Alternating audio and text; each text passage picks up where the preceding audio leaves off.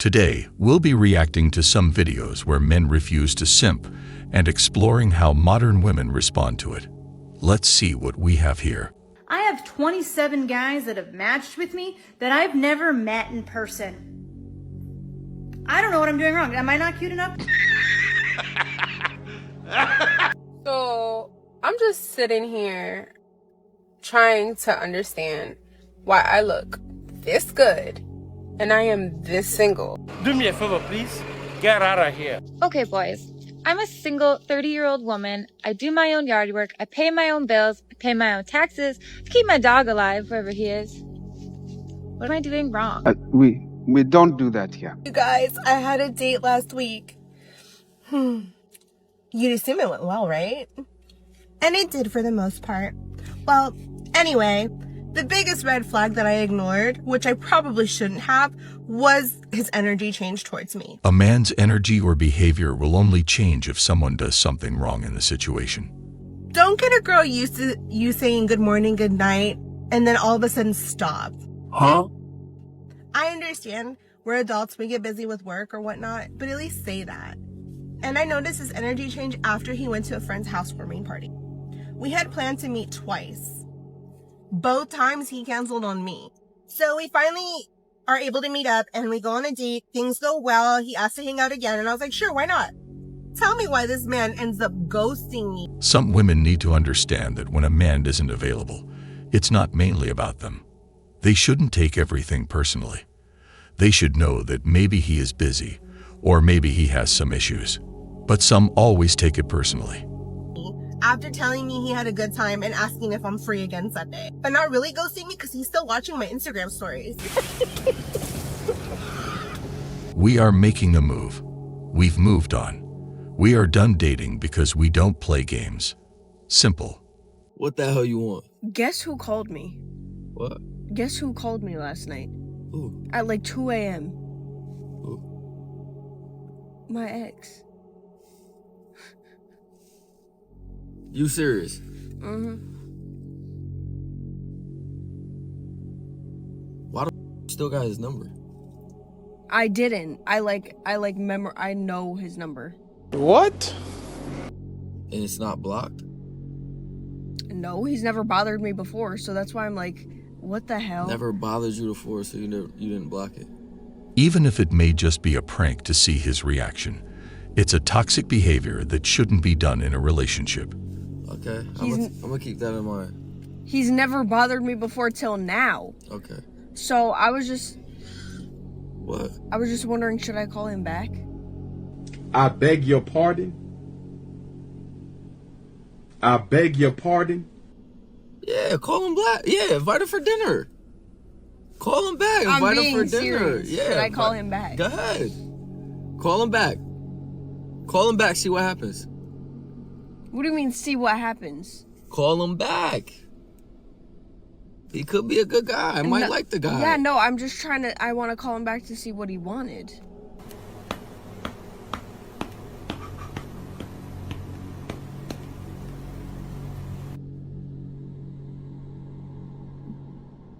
Call him. The fact that she's enjoying doing this is not normal. Call him right now. That's how you would react. If your ex really called you, I ain't gonna lie, I would be on the market. If your ex calls you, you would be punished for it. It's all about the way she reacts. If she's still interested in her ex, then it's a big problem. I don't give a fuck. Because why is that? That has nothing to do with me. In this universe, you attract energy of what you I'm not comfortable. In fact, I've tried really hard to be attracted to men who treat me well. It's boring.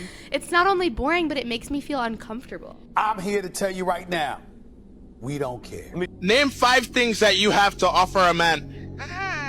Nothing, and nothing. Stop it. Get some help. And this right here is why men ask, what do you bring to the table?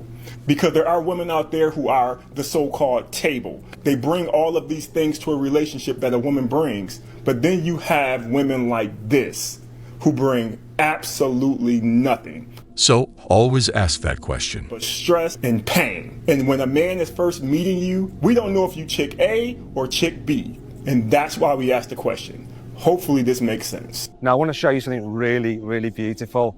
Excuse me, please. Come on, out of the way. Right. It's that. A 6.2 litre V8 with 700 horsepower. Larry, can you maintain me? You know my type. I just wasn't expecting guys to still be so immature in their 30s or be so scared of commitment, because now I feel like they have an extra, like when they're a frat boy and they're like, yeah, I'm just trying to live my life, like whatever, okay, that's still annoying, but we get it, you're 23 and you want to live life. But when you're 34, when you're 35 and you're still like, yeah, I don't know what I want, I'm like, dude, you're like old.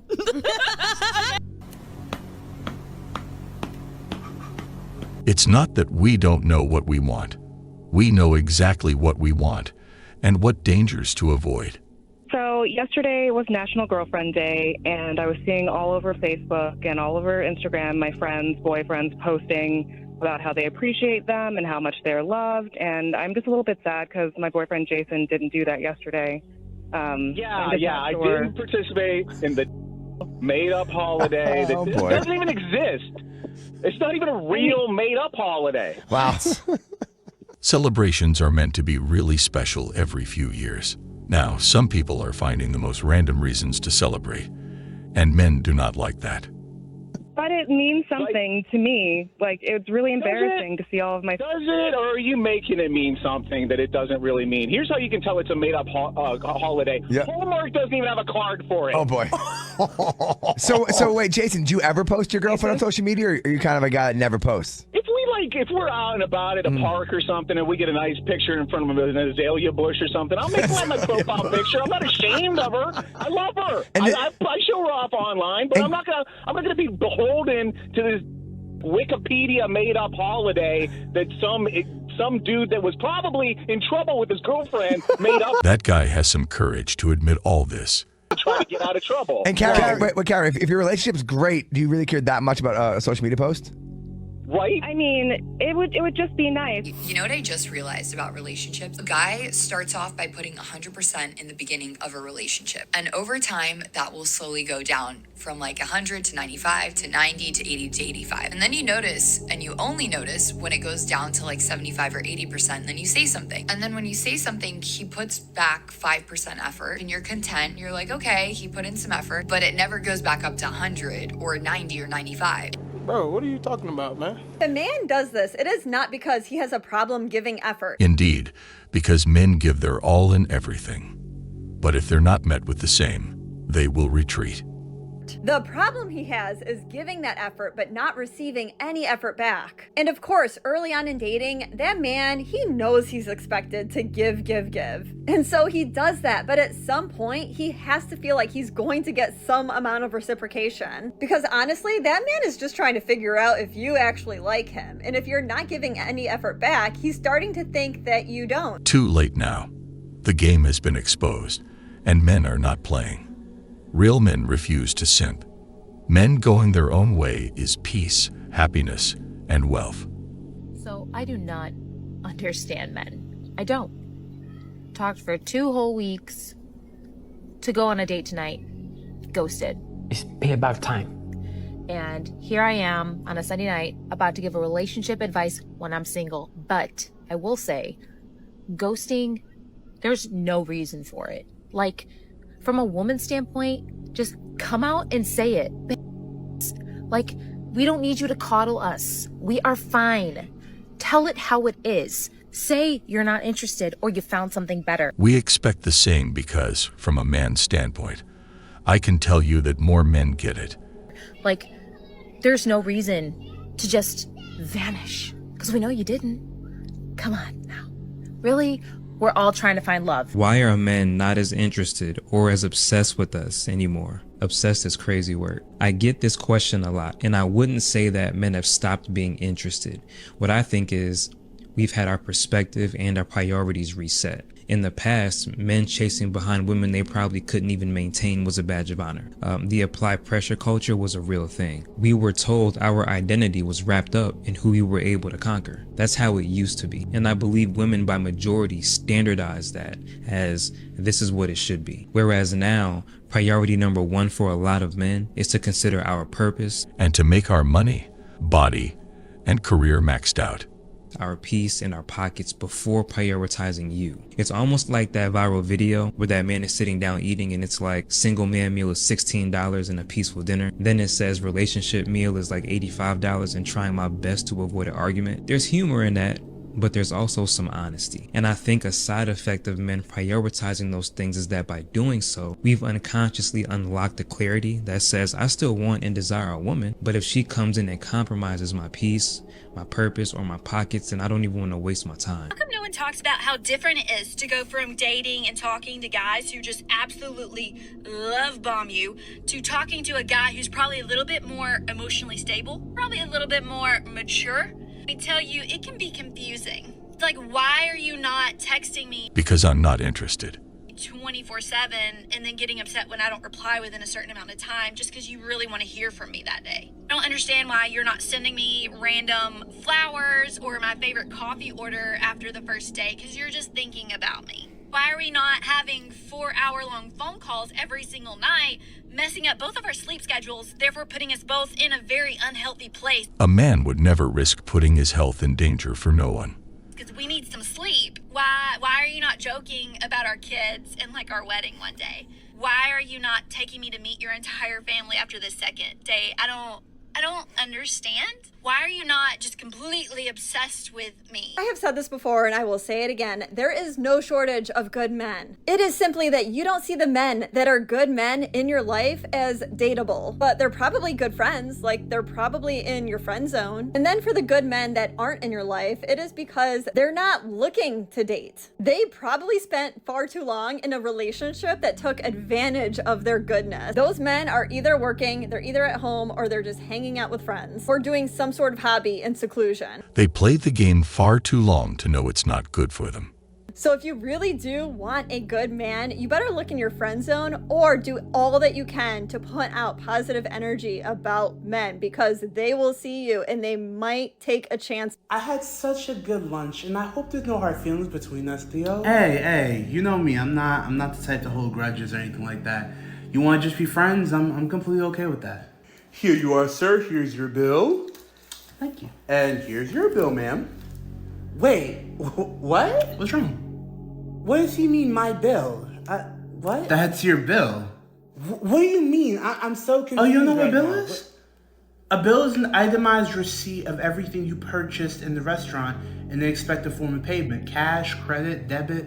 No, Thea, I know what bill is. I'm just like, why did I get one? Never pay for anyone. Only your mother and your wife. Who else is gonna pay your bill? It's only us two here. No, I just thought that you were gonna pick up the bill. Like, why? I knew you had too many margaritas. Like, what makes you think I was gonna pay for your bill? Like, You've gotten it every single time we've gone out. You're right. Theo. In the past, I used to get your bill, but because we're just friends and we came out here as friends, I can't pay for every time you want to go out. You're the one who had 4 margaritas like you're in the nightclub. Like, you're being really petty right now. Like, just because I want to say no, friends. I'm not being petty. This is reality. Reality is you want to just be friends, and this is what friends do. Friends go out to eat together, but they shouldn't expect the other person to pay for their... Did you even bring your wallet? No, I didn't bring my wallet. I thought. So how you gonna pay for your meal? I said this before, and I'll say it again. Not bringing your wallet on a date is just rude. How to be romantic, but not come off as a simp. Guys, one of my biggest mistakes when I first started learning about dating women and becoming better with women, guys, was I was too cold. I thought I needed to be, a shell of myself or withdrawn or reserved to attract women. No, guys, if you want women in your life, you need to be romantic, but you also don't want to come off as a simp. The best way to do this, guys, is push and pull. Keep it balanced to keep your dignity in place. Never try too hard, but at the same time, put a bit of effort. You need to understand how to give and pull it away. Give and pull it away. Here's some of my attention. Here's a little bit of validation, and I could take it away, right? I'm not gonna give it to you easily accessible anytime you want. It has to be earned. Your validation, your attention, your romance has to be earned. That's how you be romantic without coming off as a simp. The secret is making yourself not always available to be appreciated. Well, guys, that was all for today. We'll be back soon.